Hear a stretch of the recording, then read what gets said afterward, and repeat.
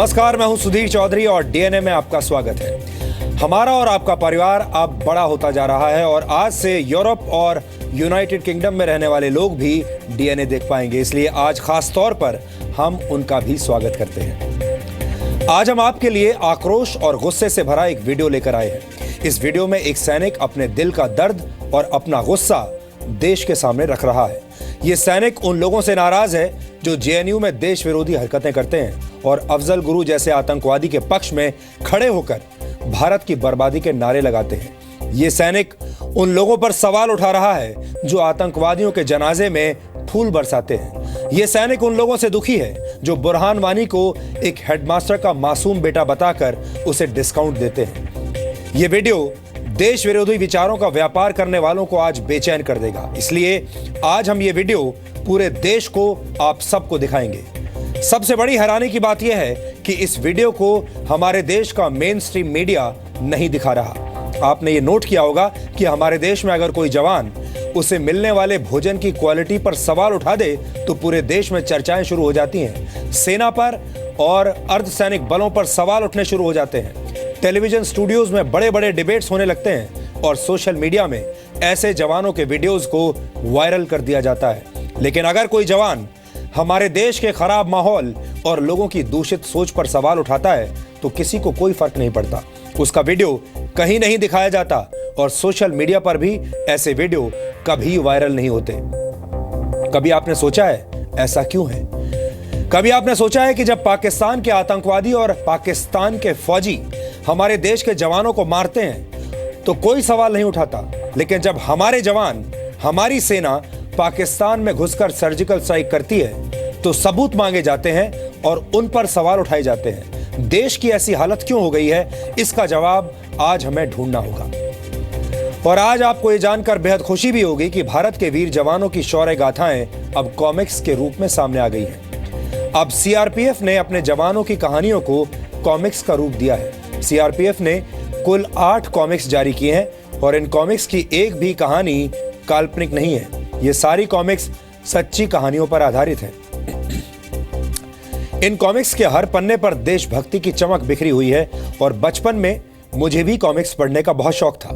मैंने आज सीआरपीएफ द्वारा जारी की गई इन कॉमिक्स को पढ़ने के बाद यह फैसला लिया कि इनके बारे में आज मैं आपको और आपके बच्चों को जरूर बताऊंगा।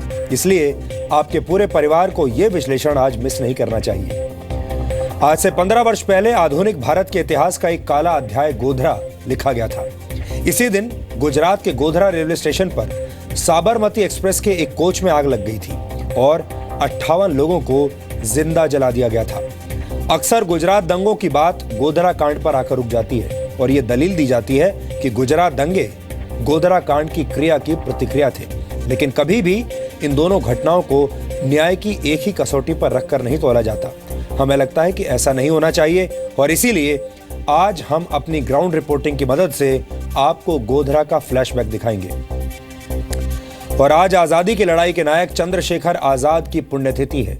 इस मौके पर उन्हें श्रद्धांजलि देने के लिए हम उनकी एक तस्वीर का डीएनए टेस्ट करेंगे। ये सेल्फी का दौर है। ऐसे में आपको ये जानकर हैरानी होगी कि चंद्रशेखर आजाद का फोटो खिंचवाना उन्हें बिल्कुल पसंद नहीं था। उनकी एक ही फोटो प्रचलित है और आपने भी उनकी एक ही फोटो देखी होगी और उस फोटो के पीछे एक दिलचस्प कहानी भी है जिसके बारे में आज हम आपको बताएंगे। लेकिन सबसे पहले आज की तमाम बड़ी खबरें नॉन स्टॉप न्यूज में। सरकार ने कहा है कि देश के विश्वविद्यालयों को राष्ट्र विरोधी गतिविधियों का अड्डा नहीं बनने देंगे।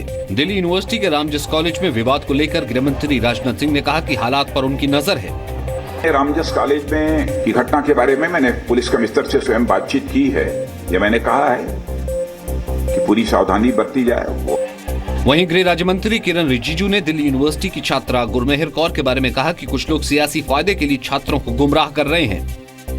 अभिव्यक्ति का आजादी होता है, लेकिन इसका मतलब ये नहीं कि आप देश को टुकड़ा करने का नारेबाजी लगाएंगे। अपने देश में इस देश का नमक खा करके इस देश को गाली देने का काम कोई भी ना करे। कानून मंत्री रविशंकर प्रसाद ने कहा कि शिक्षण संस्थानों में देश विरोधी गतिविधियों को सरकार बर्दाश्त नहीं करेगी। कांग्रेस उपाध्यक्ष राहुल गांधी ने ट्वीट करके छात्रा गुरमेहर कौर का समर्थन किया। वहीं कांग्रेस के नेता मनीष तिवारी ने इस विवाद में सरकार के रुख पर सवाल खड़े किए। The violence which took place in Ramjas College and the attempts to justify that violence by senior functionaries of the government. वहीं छात्रा गुरमेहर कौर की सुरक्षा में 2 महिला सिपाहियों को तैनात किया गया है। सीआरपीएफ के महानिदेशक दुर्गा प्रसाद ने कहा है कि कश्मीर में हालात लगातार सुधर रहे हैं। प्रसाद ने यह भी कहा है कि कई बार कश्मीर के युवा आतंकवादियों के दबाव में होते हैं, लेकिन जब उन्हें एहसास हो जाता है कि सुरक्षा बल उनकी हिफाजत कर सकते हैं तो वे सुरक्षा बलों को आतंकी गतिविधियों की सूचना भी देते हैं। सिचुएशन काफ़ी पिछले साल से काफ़ी सुधार हुई है and things are much better. लेकिन जब वो मान लेते हैं कि गवर्नमेंट फोर्सेस अच्छे पोजीशन में हैं और कंट्रोल कर सकते हैं तो तुरंत हमारे पास आते हैं और कहते हैं कि सर फलाना जगह पर फलाना हो रहा है, आप देख लीजिए। शुक्रवार को कांग्रेस नेता पी चिदम्बरम ने कहा था कि कश्मीर अब हमारे हाथ से निकल चुका है। केंद्रीय गृह मंत्री राजनाथ सिंह ने आज उत्तर प्रदेश के लिए केंद्र के कामों को गिनाया। राजनाथ सिंह ने कहा कि पिछले 2 साल में केंद्र ने यूपी को 865 किलोमीटर लंबे 8 हाईवे दिए, उज्ज्वला योजना में 52 लाख महिलाओं को गैस कनेक्शन दिए, यूपी के 1464 गांव में बिजली पहुंचाई, कैंसर, शुगर, दिल की महंगी दवाइयों के दाम घटाए, 11,000 से ज्यादा स्कूलों में शौचालय बनवाए, 4 लाख लोगों को अटल पेंशन योजना का फायदा मिला। राजनाथ ने कहा कि लखनऊ में मेट्रो बनाने में भी केंद्र सरकार ने योगदान दिया है। लखनऊ के मेट्रो की बहुत चर्चा की जाती है, लेकिन मित्रों आपको जानकारी देना चाहता हूं कि 80% कंट्रीब्यूशन यदि किसी का होता है तो सेंट्रल गवर्नमेंट का होता है। कल यूपी के मुख्यमंत्री अखिलेश यादव ने पीएम नरेंद्र मोदी को चुनौती दी थी कि वो यूपी के लिए अपने काम को गिनवाएं। प्रधानमंत्री नरेंद्र मोदी ने आज यूपी के मऊ में चुनावी रैली की। पीएम के निशाने पर कांग्रेस और समाजवादी पार्टी रही। पीएम ने कहा कि हार के डर से अखिलेश कांग्रेस की गोद में चले गए हैं। किसी की मदद लग जाएगी और इसलिए आनन फानन में वो कांग्रेस की गोद में जाकर के बैठ गए। गोरखपुर में अखिलेश और राहुल गांधी ने साथ में रैली की। दोनों नेताओं ने पीएम मोदी पर जमकर हमला किया। राहुल ने दिल वाले दुल्हनिया ले जाएंगे फिल्म का जिक्र कर पीएम को निशाने पर लिया, तो अखिलेश ने अपने भाषण में एक बार फिर गधे की बात कही। एक विज्ञापन के बारे में कह दिया था, आपको पता होगा। बीजेपी के लोग न जाने कितने नाराज हो गए, इमोशनल हो गए उस पे। मोदी जी ने पिक्चर बनाई, उसमें एक्टर भी मोदी, डायरेक्टर भी मोदी, प्रोड्यूसर भी मोदी, कैमरामैन भी मोदी, एक्ट्रेस भी मोदी। कौन सी पिक्चर बनाई? दिल वाले दुल्हनिया ले जाएंगे।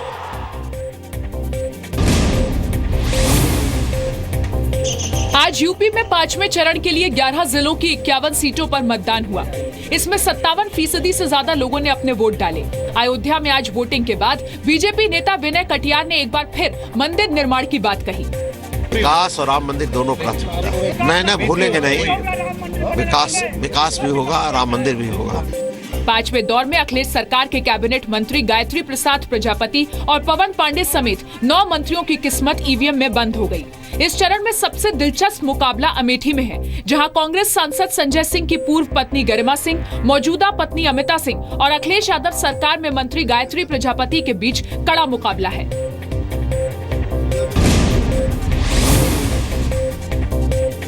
बीएसपी के टिकट पर चुनाव लड़ रहे मुख्तार अंसारी अब चुनाव प्रचार नहीं कर सकेंगे।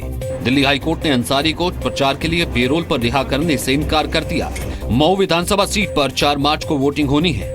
प्रचार के लिए मुख्तार की पेरोल की अर्जी निचली अदालत ने मंजूर कर ली थी, लेकिन चुनाव आयोग के एतराज पर दिल्ली हाईकोर्ट ने आदेश पर रोक लगा दी थी। चुनाव आयोग ने दलील दी थी कि मुख्तार अंसारी के बाहर आने से कानून व्यवस्था बिगड़ सकती है। मुख्तार अंसारी पर हत्या, मारपीट और हत्या की कोशिश समेत कुल 13 आपराधिक मुकदमे चल रहे हैं। ओडिशा के अंगुल में Jindal steel and power limited के अमोनिया प्लांट का विरोध तेज हो गया है। हैरानी की बात यह है कि जेएसपीएल ने प्लांट के लिए वन पर्यावरण मंत्रालय की इजाजत नहीं ली है। स्थानीय नागरिकों के सिटीजन एक्शन फोरम ने मंत्रालय को चिट्ठी लिखकर जेएसपीएल को प्लांट लगाने से रोकने की मांग की है। फोरम के मुताबिक अगर जेएसपीएल ये प्लांट लगा देती है तो इससे हर घंटे 12,800 किलो कचरा पैदा होगा, जो 60 गाँव के लिए खतरा पैदा कर देगा। अमोनियम प्लांट बनाने से उसका जो स्मेल निकलेगा, वहाँ का आदमी जो है श्वास क्रिया लेने के लिए बहुत दिक्कत होगा। ऐसे भी यहाँ का आदमी थोड़ा बहुत ज़्यादा बीमारी पड़ते हैं। जेएसपीएल ये अमोनिया प्लांट कोयले से बने गैस वाले प्लांट की उत्पादन क्षमता बढ़ाने के नाम पर लगाना चाहती है। जी न्यूज ने इस बारे में Jindal steel and power limited का पक्ष जानने की कोशिश की, लेकिन जेएसपीएल ने अब तक इसका जवाब नहीं दिया है।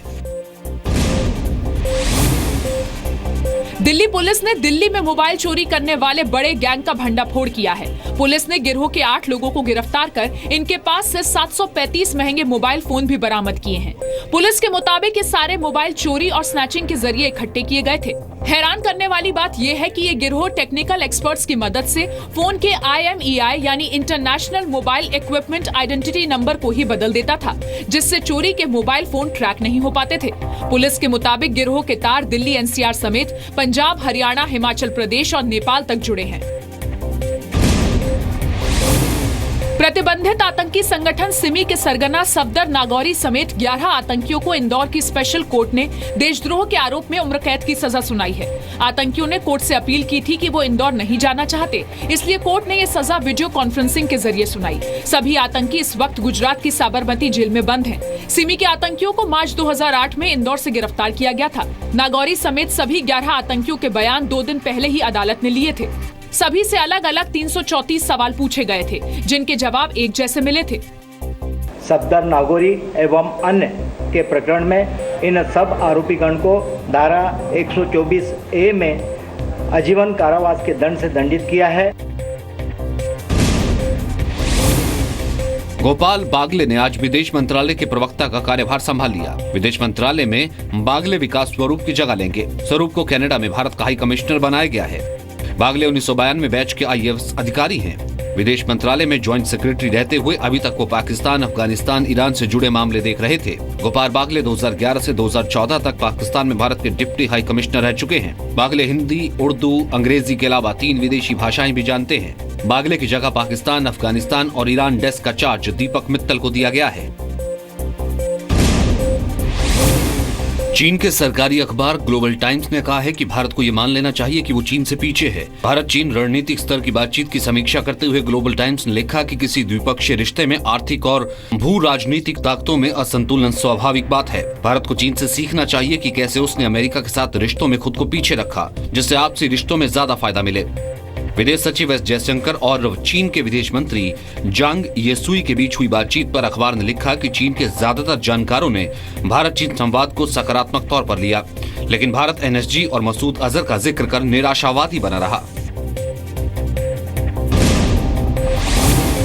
10 लाख बैंक कर्मचारी कल 1 दिन की हड़ताल पर रहेंगे। भत्ते और मुआवजे को नए सिरे से लागू करने जैसी अपनी मांगों को लेकर 9 बैंक यूनियन के कर्मचारी United forum of bank unions की अगुवाई में हड़ताल पर रहेंगे। इस हड़ताल का असर प्राइवेट सेक्टर के बैंकों पर भी देखने को मिल सकता है। State bank of India, Punjab national bank और बैंक ऑफ बड़ौदा जैसे बैंकों ने अपने ग्राहकों को हड़ताल की जानकारी पहले ही दे दी है। ICICI, HDFC, एक्सिस और कोटक महिंद्रा जैसे प्राइवेट सेक्टर के बैंकों में कामकाज सामान्य रहने की उम्मीद है। हालांकि इन बैंकों में चेक क्लियरेंस में थोड़ा वक्त जरूर लग सकता है। Under the banner of United Forum of Bank Unions, we are going to make a tomorrow All India Bank strike. Delhi में चल रहे ISSF शूटिंग वर्ल्ड कप में भारत के हाथ सुनहरी कामयाबी लगी है। जीतू राय और हिना सिद्धू की जोड़ी ने 10 metre air pistol mix doubles event में भारत को गोल्ड जिताया। जीतू और हिना की जोड़ी ने जापान की युकारी कोनिशी और तोमायुकी मात्सुदा को 5-3 से हरा दिया। वहीं स्लोवेनिया के नाफ्स्वान और केविन वेंटा तीसरे स्थान पर रहे। भारत को एक और कामयाबी शूटर अंकुर मित्तल ने दिलाई। अंकुर मित्तल ने मेंस डबल ट्रैप इवेंट में सिल्वर मेडल जीता। ISSF वर्ल्ड कप में अंकुर का ये पहला मेडल है।